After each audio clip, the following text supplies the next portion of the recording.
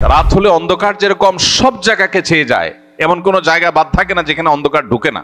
ঠিক কিয়ামতের আগে ফিতনা সব জায়গাকে ছেয়ে যাবে। পৃথিবীর যে প্রান্তে মানুষ থাকুক, যেই মানুষই থাকুক, আলেম গায়রে আলেম, কেউ রক্ষা পাবে না, সবাইকে ফিতনা ছেয়ে যাবে।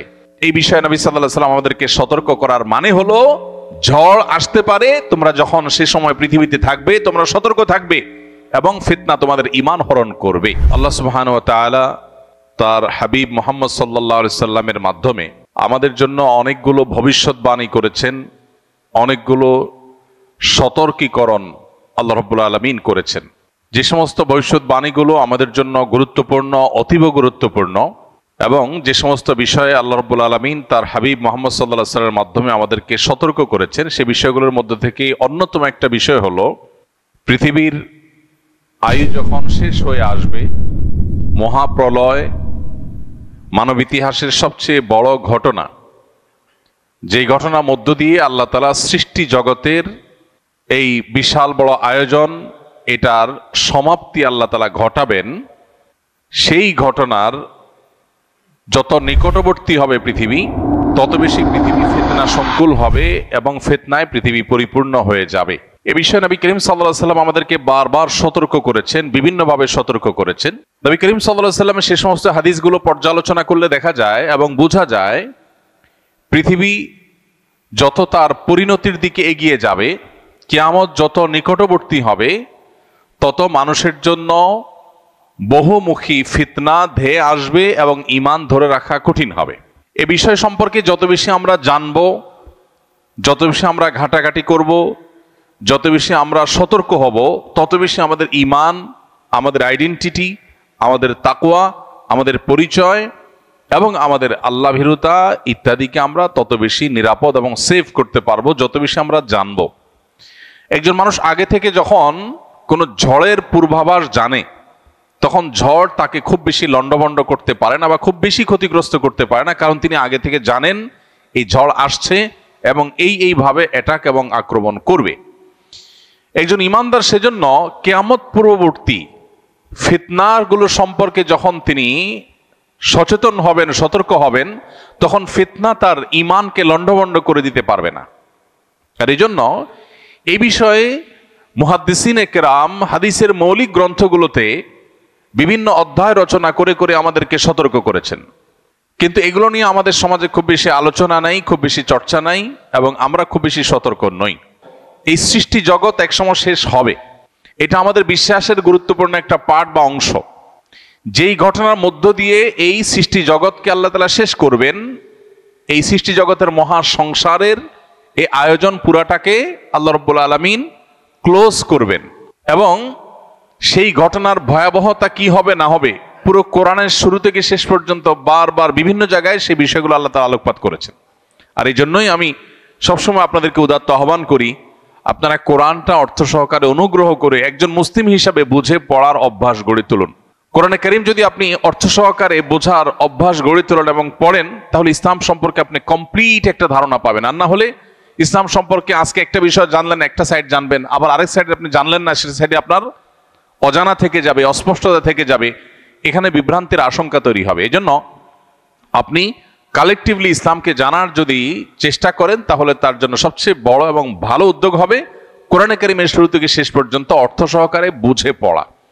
এই কোরআন পড়লে আপনি দেখবেন যে আল্লাহ তাআলা বারবার করে কোরআনে, বিশেষ করে শেষের পাড়ায় এবং শেষের দিকে এসে এই মহাপ্রলয়, এই পৃথিবীর ধ্বংসের যে ঘটনা, সেটা সম্পর্কে আল্লাহ আলোকপাত করেছেন।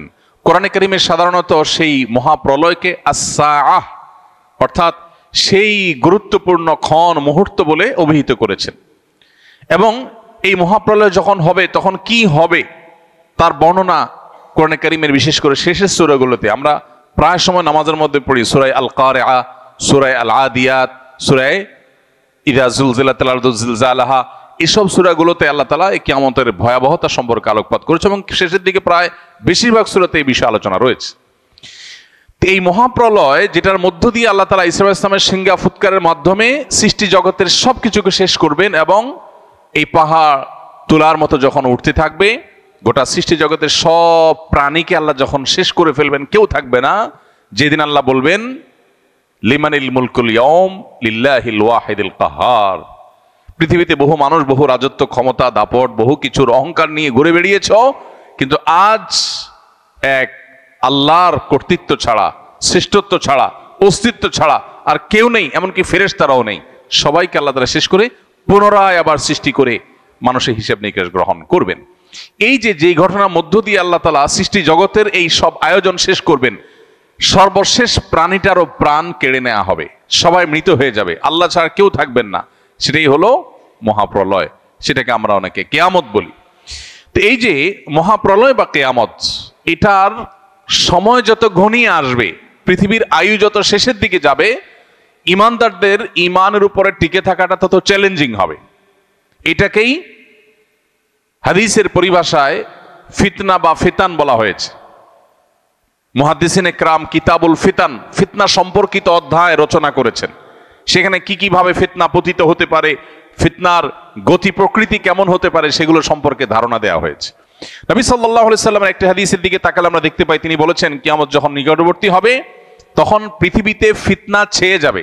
কিরকম ছেয়ে যাবে? কাওয়াকাইল মাতারি, বৃষ্টির ফোঁটা যেরকম পতিত হয় একের পর এক, একটার পর একটা ফিতনা পতিত হবে। মানুষ একটা ফিতনার মোকাবেলা করতে না করতে আরেকটা ফিতনা এসে পড়বে। রাত যেরকম, অন্ধকার যেরকম রাতকে ছেয়ে যায়, রাত হলে অন্ধকার যেরকম সব জায়গাকে ছেয়ে যায়, এমন কোনো জায়গা বাদ থাকে না যেখানে অন্ধকার ঢুকে না। ঠিক কিয়ামতের আগে ফিতনা সব জায়গাকে ছেয়ে যাবে। পৃথিবীর যে প্রান্তে মানুষ থাকুক, যেই মানুষই থাকুক, আলেম গায়রে আলেম, কেউ রক্ষা পাবে না, সবাইকে ফিতনা ছেয়ে যাবে। এই বিষয়ে নবী সাল্লাল্লাহু আলাইহি ওয়াসাল্লাম আমাদেরকে সতর্ক করার মানে হলো, ঝড় আসতে পারে, তোমরা যখন সে সময় পৃথিবীতে থাকবে তোমরা সতর্ক থাকবে এবং ফিতনা তোমাদের ঈমান হরণ করবে। তো এইরকম পরিস্থিতি সম্পর্কে নবী করিম সাল্লাল্লাহু আলাইহি ওয়াসাল্লামের অনেকগুলো হাদিস পাওয়া যায়। আমরা এখন মেলালে দেখি সেই সময়টা আমরা শুরু করেছি, সেই সময়টাতে প্রবেশ করা। এটা কতদূর প্রলম্বিত হবে, কতদিন দীর্ঘায়িত হবে, কত বছর চলবে, সেটা কি 100 বছর চলবে না 1000 বছর চলবে, আল্লাহ তাআলা ভালো জানেন। তবে ফিতনার মধ্যে আমরা প্রবেশ করে ফেলেছি। খোদ নবী করিম সাল্লাল্লাহু আলাইহি ওয়াসাল্লামের সময় থেকে সাহাবায়ে কেরাম ফিতনার আশঙ্কায় শঙ্কিত থাকতেন, সব সময় ভয়ে ভীত থাকতেন এবং এই ফিতনার আক্রমণে সতর্ক থাকতেন। তাহলে আজ প্রায় 1450 বছর পর নবী সাল্লাল্লাহু আলাইহি ওয়াসাল্লাম যে ফিতনার কথা বলেছেন, আমরা তাকালে দেখি অফিসে যাই সেখানে ফিতনা, শিক্ষা প্রতিষ্ঠানে যাই সেখানে ফিতনা, ফ্যামিলিগত জীবনে প্রবেশ করলে সেখানে ফিতনা। ফিতনা ছাড়া আমরা কিছু দেখি না, এমনকি ধর্মীয় প্রতিষ্ঠানগুলোতেও নানাবিধ ফিতনা। ফিতনা জিনিসটা কি? আমরা অনেকেই ফিতনা বিষয়ে পরিপূর্ণ ক্লিয়ার না বা পরিষ্কার না হয়তোবা। ফিতনা মানে আমরা ধোঁয়াশা বলতে পারি, বিভ্রান্তি বলতে পারি। কোথাও আপনি দেখতে পাচ্ছেন মরিচিকা, যে মরিচিকা আপনি দেখছেন খোলা চোখে পানি, সেটা আসলে পানি না, সেটা মরিচিকা। এটা এক প্রকারের ফিতনা। এটাকে আপনি মনে করছেন অনেক ভালো, সেটা আসলে ভালো না, তার পেছনে লুকিয়ে আছে কালো অন্ধকার। ঠিক একইভাবে কিয়ামতের আগে মানুষ ডিসিশন নিতে পারবে না, সিদ্ধান্ত গ্রহণ করতে পারবে না।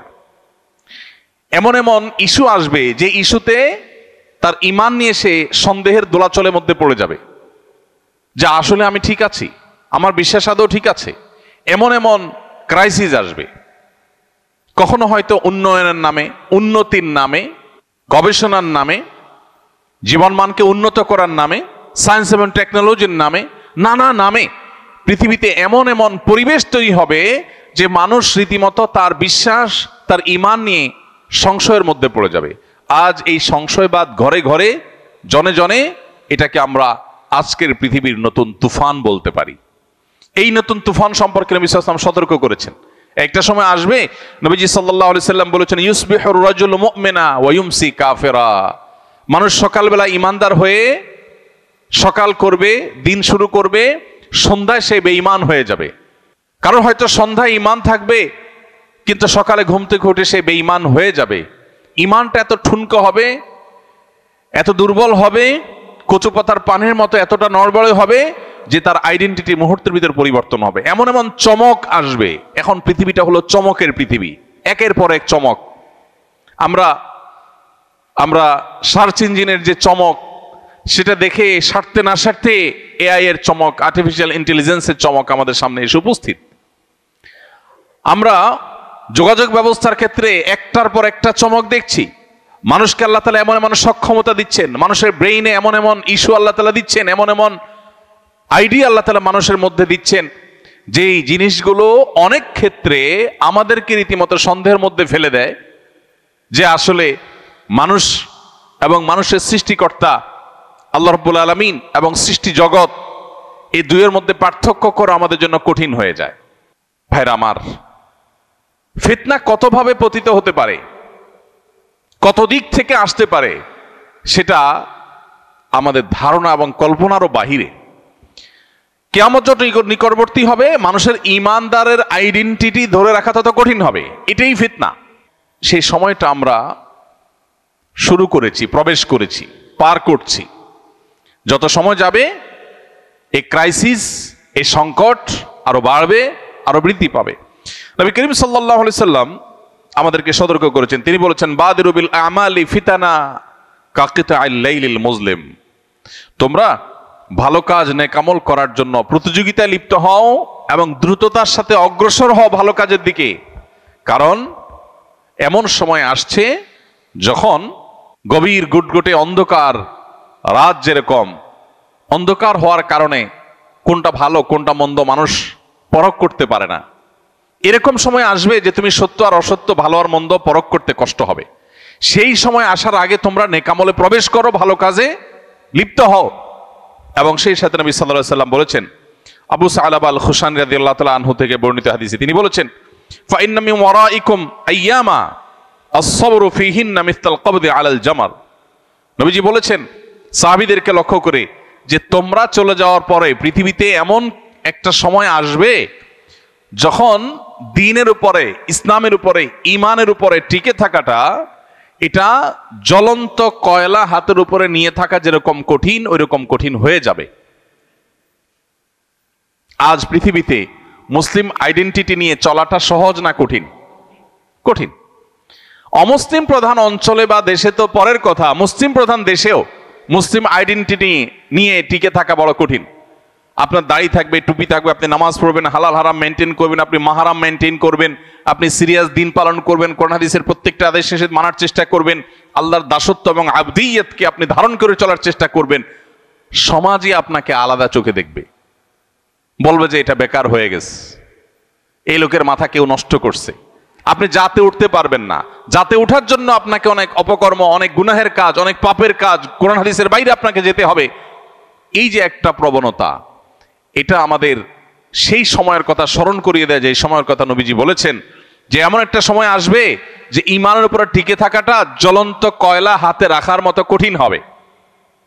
ভাইরা আমার, এখন আপনার সন্তানটা নামাজ কালাম পড়ে, দিনদার, সে হারামে যায় না। সমাজের বেশিরভাগ মানুষ পাপাচারে লিপ্ত, নামে মুসলমান, দিন থেকে সরে গেছে। ওই যে ফিতনার কারণে তারা দিন থেকে সরে গেছে। এই মানুষগুলোর কাছে আপনি বরং ভিন্ন গ্রহের কোনো বাসিন্দা, আপনি বরং সমাজ বুঝেন না, সামাজিকতা বুঝেন না, আপনি বরং অসামাজিক, আপনি বরং সেকেলে, আপনি পুরাতন, আপনি আধুনিক না, আপনি পিছিয়ে পড়া, আপনি সমাজের বোঝা, আপনি স্মার্ট না। হাজারটা ট্যাগ আপনাকে দেয়া হবে। ভাইরা আমার, এই কথা নবী সাল্লাল্লাহু আলাইহি সাল্লাম বলেছেন যে একটা সময় আসবে যখন ঈমান এর উপরে অটল থাকা, অবিচল থাকাটা হাতের উপরে জ্বলন্ত কয়লা ধরে রাখার মতো কঠিন হবে। নবীজি বলেছেন, লিল আমিলি ফিহিন্না মিসলা আজরি 50 রাজুলা ইয়ামালুনা মিসলা আমালিকুম। নবীজি বলেছেন ওই রকম কঠিন সময়ে যখন ইসলামের উপরে টিকে থাকা কঠিন হবে। আপনি দেখুন সারা পৃথিবীতে, আপনি মুসলিম হন, ভালো মুসলিম হন, তাহলে সব বাধা। আপনি ইসলাম ছেড়ে দিলে আর বাধা নেই। ফিলিস্তিনের মানুষ তারা যদি মুসলমান না হয়ে অন্য কোন আইডেন্টিটি তাদের হতো, তাদের এত কষ্ট করতে হতো না। কাশ্মীরের মানুষগুলো যদি মুসলমান না হয়ে, ইসলাম না হয়ে অন্য কিছুকে ধারণ করতো, তাহলে জুলুম তাদেরকে সহ্য করতে হতো না। গত দীর্ঘ বহু বছর ধরে আমাদের দেশে জঙ্গিবাদের নামে, রাজাকারের নামে, বিভিন্ন নামে ধর্মীয় লেবাসধারীদেরকে যে কোণঠাসা করা হয়েছে, এরা যদি এই ধর্মীয় লেবাস, ধর্মীয় আইডেন্টিটি, ধর্মীয় মূল্যবোধকে ধারণকারী না হতেন, তাহলে এত বাধার মুখোমুখি তারা হতে হতো না। এই যে পরিস্থিতি, নবী সাল্লাল্লাহু আলাইহি সাল্লাম বলেছেন এরকম কঠিন পরিস্থিতিতে যারা সব যায় যাক, আমার জাতে ওঠা লাগবে না, আমার সামাজিকতা গোল্লায় যাক, আমার গোটা দুনিয়ার মানুষের যে স্রোত এবং ফ্লো তার বিপরীতে যে হলেও আমি আমার ঈমানকে, আমার তাকওয়াকে অটল করার চেষ্টা করব, ধরে রাখার চেষ্টা করব। এই প্রতিজ্ঞা যদি কেউ করে এবং সে টিকে থাকতে পারে, নবীজি বলেছেন সেই লোক একজন আমল করে যে সওয়াব পাবে, সাহাবীদেরকে বলেছেন তোমরা 50 জন আমল করলে যে পরিমাণ সওয়াব পায়, সে একজন সে সওয়াব পাবে। 50 জনের আমলের সওয়াব একজন পাবে। নামাজ পড়বে এক ওয়াক্ত, সওয়াব পাবে 50 ওয়াক্তের, 50 জনেরটা। সাহাবা ইকরাম অবাক হয়ে জিজ্ঞাসা করলেন, হে আল্লাহর রাসূল, আপনি যে 50 জনের কথা বলছেন, ইয়া রাসূলুল্লাহ মিথলু আজরিনা 50 মিন্না আও মিনহুম, যে 50 জনের কথা বলছেন এটা কি আমাদের মতো সাহাবীদের মতো 50 জন নাকি তাদের 50 জন? কারণ সে আমলের 50 জনের কোয়ালিটি তো আর এই আমলের 50 জনের কোয়ালিটি এক না। তো সাহাবীরা জিজ্ঞাসা করছেন, ওই ফিতনার সময় যখন বাধার একের পর এক পাহাড় এবং প্রাচীর দেয়াল উঠবে, তখনও যদি কেউ ঈমানের উপরে টিকে থাকতে পারে, তাদের একজন আমল করলে 50 জনের যে সওয়াব দেওয়া হবে, সেই 50 জন কি সাহাবীদের 50 জন নাকি তাদের সময়ের 50 জন? নবীজি সাল্লাল্লাহু আলাইহি ওয়াসাল্লাম বলেছেন, ক্বালা বাল আজরু 50 মিনকুম, তাদের সময় না, তোমরা যারা সাহাবী তোমাদের মধ্যে 50 জনের সওয়াব তাকে দেওয়া হবে। ভাইরা আমার, এই জন্য যেখানে ঈমান এবং আমলের উপর টিকে থাকা খুব বেশি চ্যালেঞ্জিং মনে হবে, বুঝতে হবে ফিতনা উপস্থিত হয়ে গেছে। এখন আমার তাকওয়া, আমার ফিতনার সময় যে রোল প্লে করার কথা হাদিস আমাকে উৎসাহিত করেছে, সেটি আমার করার কথা। এই জন্যই স্যাক্রিফাইস, এই জন্যই ত্যাগ করতে হয়। সমাজের সবাই বলবে না এত হিসাব নিকাশ করে চলা যায় নাকি? আমি বলবো হ্যাঁ, চলা যা না গেলে অচল হয়ে যাব, কিন্তু আমি ছাড়বো না, আমি ঈমানকে ধারণ করে রাখবো। আল্লাহ তাআলা ফিতনার সময় আমাদেরকে এভাবে ঈমানকে, আমাদের আইডেন্টিটিকে, আমাদের তাকওয়াকে সেভ করার তৌফিক দান করুন। চতুর্দিকে তাকালে দেখব যে সামাজিকতার হাতছানি, আরে সমাজের সাথে তাল মেলাইতে হয়, প্রত্যেকটা লোকের মধ্যে দেখবেন এই প্রবণতা। ঈমানদার কখনো পরিপূর্ণ তথাকথিত সামাজিক হবে না। বহু কাজে ঈমানদার বলবে না সমাজ কি বলে দেখার দরকার না, আমার ঈমান আমল কি বলে আমি সেটা দেখবো, তাতে যদি গোটা সমাজের বিরুদ্ধে যেতে হয় যাব। এটাই হলো ঈমানের দাবি, এটা হলো তাকওয়ার দাবি, এটা হলো অটল এবং অবিচল থাকার কথা।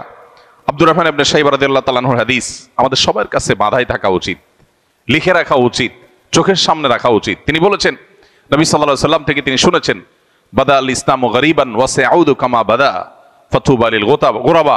নবীজি বলেছেন, ইসলাম পৃথিবীতে এসেছে যখন, তখন সূচনার সময়ে, শুরুর সময় ইসলাম ছিল বেদুইন, মুসাফির, পথিকের মতো, অচেনা অজানা, যাকে কেউ যাচে না পুছে না, যাকে কেউ আপন করে নিতে চায় না। একজন মুসাফির, পথিক, অচেনা, তিনি কোনো এলাকায় গেলে, কোনো মহল্লায় গেলে, কোনো মসজিদে গেলে কেউই তাকে আপন করে নিতে চায় না, কেউ বাসায় তুলতে চায় না, কেউ ঘরে নিতে চায় না, কারণ চিনি না, জানি না। সবাই তার থেকে নিজেকে দূরে রাখার চেষ্টা করে বা তার কাছে খুব বেশি ভেড়ে না, কেউ যাচ্ছে না, কেউ পৌঁছে না তাকে। নবীজি বলেছেন, ইসলাম যখন শুরুতে এসেছে পৃথিবীতে, তখন এইরকম একটা অবস্থায় ছিল, কিন্তু একটা সময় ইসলামের শৌর্যবীর্য, ইসলামের প্রভাব প্রতিপত্তি, ইসলামের সাম্রাজ্য, ইসলামের জয়যাত্রা, ইসলামের প্রচার প্রসার এমন বেশি হবে যে গোটা পৃথিবীতে ইসলামের প্রভাব থাকবে। কিন্তু আবার পৃথিবীতে ইসলাম আগের জায়গায় ফেরত যাবে, অর্থাৎ আবার এমন একটা সময় আসবে কিয়ামতের আগে যে পৃথিবীতে ইসলামকে কেউ ধারণ করতে চাইবে না, ইসলামের পরিচয়ে কেউ পরিচিত হতে চাইবে না। ইউনিভার্সিটিগুলোতে আমাদের তরুণদের মধ্যে সালাম দেওয়া নিয়ে হীনমন্যতা হয়, সালাম দিতে চায় না, কারণ সালাম দিলে সে হুজুর হয়ে যাবে। এখানে কেউ সালাম দেয় না, এখানে হাই বলে, হ্যালো বলে, এখানে সালাম দেয় না। ঠিক একইভাবে কর্পোরেট দুনিয়াতে, সেখানে যারা বসবাস করছেন, ব্যক্তিগত জীবনে ইসলাম যতই প্র্যাকটিস করুক, ওখানে উনি সালাম দেন না, কারণ এখানে সালাম দেওয়া না প্রচলন নাই। এরকম আরো বহু বিষয়ের প্রচলন নাই। তো এইরকম সময়গুলোতে নবী সাল্লাল্লাহু আলাইহি সাল্লাম বলেছেন, যখন পৃথিবী তার শেষ পরিণতির দিকে আসবে, ইসলাম আবারও ওই প্রথম যুগে যেরকম ইসলাম কেউ ধারণ করতে চাইতো না, মক্কাতে যখন ইসলাম শুরু হয়েছে, ইসলামের পরিচয় পরিচিত হওয়াটা রিস্কি ছিল। এই পরিচয় পরিচিত হলে তারপরে জুলুম নেমে আসতো, কেউ ওয়েলকাম করতো না, গরিব ছিল, অসহায় ছিল ইসলাম। নবীজি বলেছেন, কিয়ামতের আগে আবার এরকম একটা সময় আসবে যখন ইসলাম এরকম অসহায় হবে, কেউ ইসলামকে ধারণ করতে চাইবে না, সবাই জাতে উঠতে চাইবে। নবীজি বলেছেন, ফাতুবা লিল গুরাবা। এই যে শুরু এবং শেষ ইসলামের মাঝখানে জয়যাত্রা, শুরুতে কঠিন সময় ছিল মক্কাতে, আবার কঠিন সময় আসবে পৃথিবীতে, এই দুই সময়ে যারা ইসলামকে ধারণ করে থাকবে, ওই অসহায় ইসলামকেই ধারণ করবে। সে জাতি উঠতে চাইবে না, সে সামাজিক তথাকথিত সামাজিক হতে চাইবে না, সে সমাজের মানুষের দৌড়ে টিকে থাকতে চাইবে না, সে ইসলামের দৌড়টাকে টিকে রাখার চেষ্টা করবে। এই মানুষগুলোকে নবীজি বলেছেন এরা হলো ইসলামের সে অসহায় সময়ের সঙ্গী। এই মানুষগুলো সম্পর্কে নবীজি বলেছেন ফাতুবা, তারা যেন সুসংবাদ গ্রহণ করে। এদের জন্যই হলো আখিরাতের শেষ হাসি। ভাইরা আমার, তখন নবীজিকে জিজ্ঞাসা করা হলো মানিল গোরাবা ইয়া রাসূলুল্লাহ, হে আল্লাহর রাসূল, ইসলামের কঠিন সময়ে যারা ইসলামকে ধারণ করবে, আপনি যাদেরকে গরীব বলে আখ্যায়িত করেছেন, এখানে অর্থকরী না থাকলে যে গরীব হয় সেটা উদ্দেশ্য নয়, বরং দুঃসময়ের কাণ্ডারি, যাচ্ছে না পোছে না সেরকম পথিকের মতো ইসলামকে ধারণকারী বলতে হে রাসূল আপনি কাকে বুঝিয়েছেন? নবীজি তখন বলেছেন আল্লাযীনা ইউসলিহুনা ইযা আফসাদান নাস, মানুষ যখন ফিতনায় পতিত হয়ে যাবে, সমাজ যখন নষ্ট হয়ে যাবে, তখন যারা মানুষের সংশোধনে কাজ করবে, নিজেরা কোরআন হাদিসের পথে থাকবে আর সমাজকে সংশোধনের পথে আহ্বান করবে, এই মানুষগুলো হলো সেই মানুষ যাদের জন্য নবী সাল্লাল্লাহু আলাইহি ওয়াসাল্লাম সুসংবাদ দিয়েছেন। ভাইরা আমার, সেরকম কঠিন সময় আমরা পার করছি।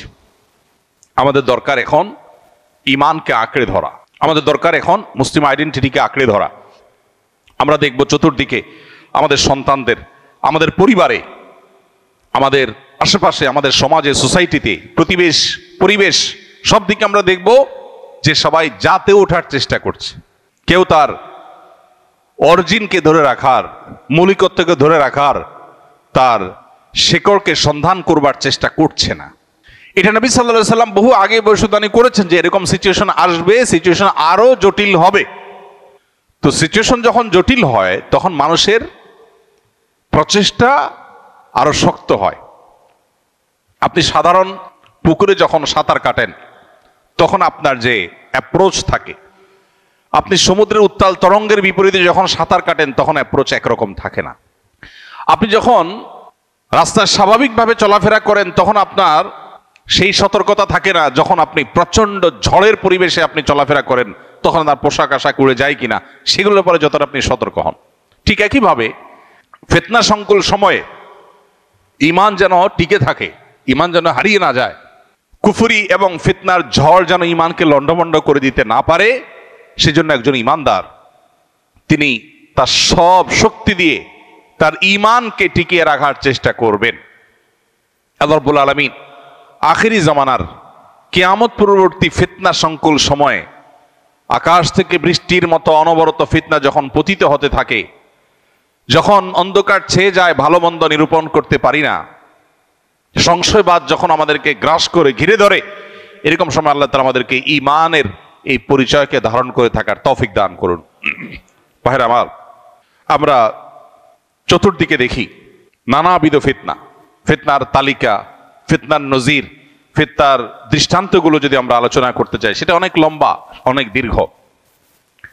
এর মধ্যে থেকে একটা উদাহরণ হলো আজকের পৃথিবী উন্নয়নের নামে আমাদের এমন জীবনধারা বা এমন লাইফস্টাইল আমাদেরকে উপহার দিয়েছে যেখানে মানুষ প্রচুর পরিমাণ সম্পদ কামাই করা এবং খুব বেশি সুখ স্বাচ্ছন্দ্য আর ভোগ বিলাসের মধ্যে থাকা, এটা জীবনের অন্যতম লক্ষ্যে পরিণত হয়েছে।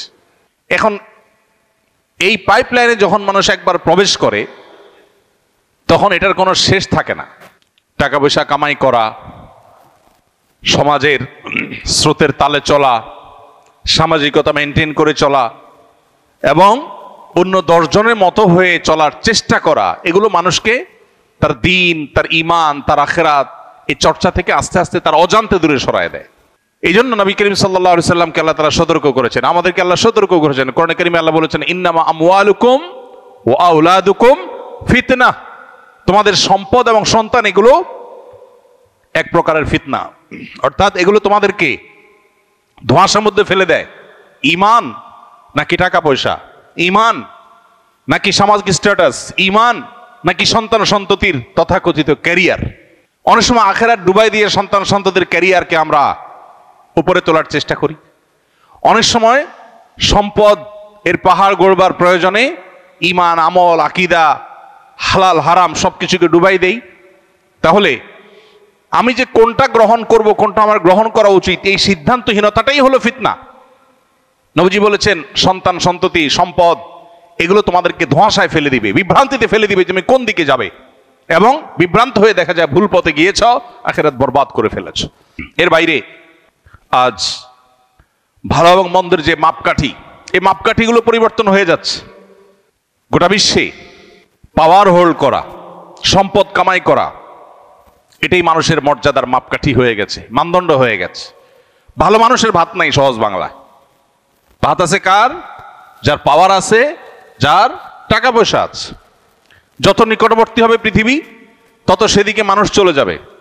সমাজে এইরকম পরিবেশে পরিস্থিতি মানুষ চিন্তা করবে, ভালো মানুষই পরে, আগে টাকা পয়সা কামাই করি, আগে পাওয়ার গেইন করি।